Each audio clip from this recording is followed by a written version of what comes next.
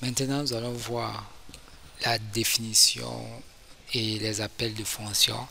Donc ici, pour la définition et les appels de fonctions, ce qu'on va faire, on va définir d'abord une fonction en faisant une sorte de fonction. On va définir le nom de la fonction en mettant comme nom de la fonction addition.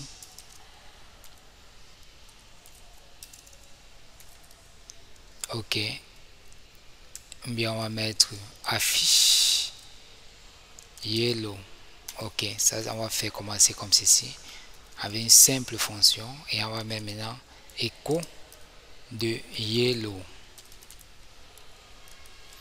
Maintenant on a notre fonction qui est là, une fonction en PHP, et ici si on vient ici et on rafraîchit, ce serait vide, aucun appel.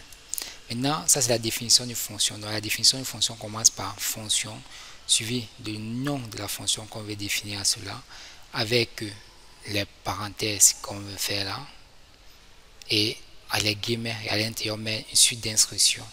Si on veut afficher ou retourner quelque chose, on peut faire là. Donc ici ce qu'on va maintenant faire, c'est d'afficher de faire un appel maintenant de la fonction en faisant un affiche yellow et on finit avec point virgule et on enregistre et vous allez voir ça va afficher yellow comme bien sûr. On peut décider de modifier ici, on peut dire yellow Stéphane et on rafraîchit, vous voyez ça met yellow Stéphane. Ok, donc ici on a défini notre fonction ici qu'on peut maintenant juste appeler, et cette fonction ci on ne peut pas l'appeler avant la déclaration. Donc si on fait à ce niveau-ci, là il y aura un problème parce que ce ne sera pas déclaré. Voilà, là ça fonctionne parce que c'est A et on peut faire appel à cette fonction.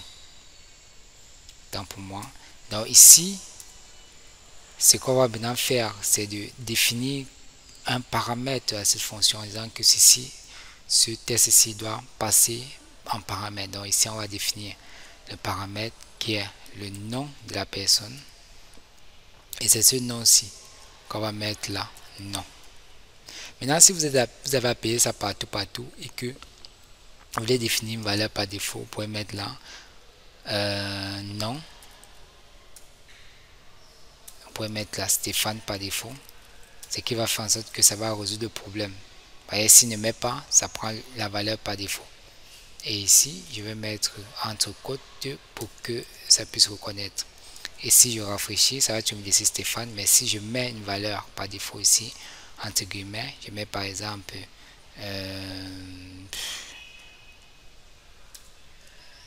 Lucie, par exemple, là je rafraîchis, c'est plutôt Lucie qui prend en considération. Parce que s'il y a une valeur ici, ça prend plutôt Lucie.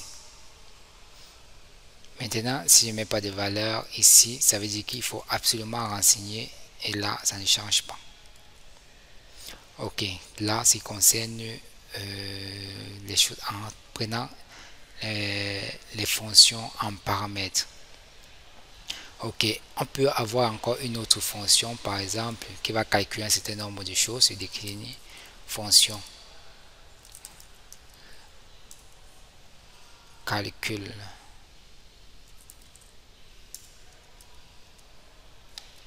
Et c'est à l'intérieur qui définit ma variable A avec valeur 4, B avec une valeur 3 et je mets ici un écho. Le résultat est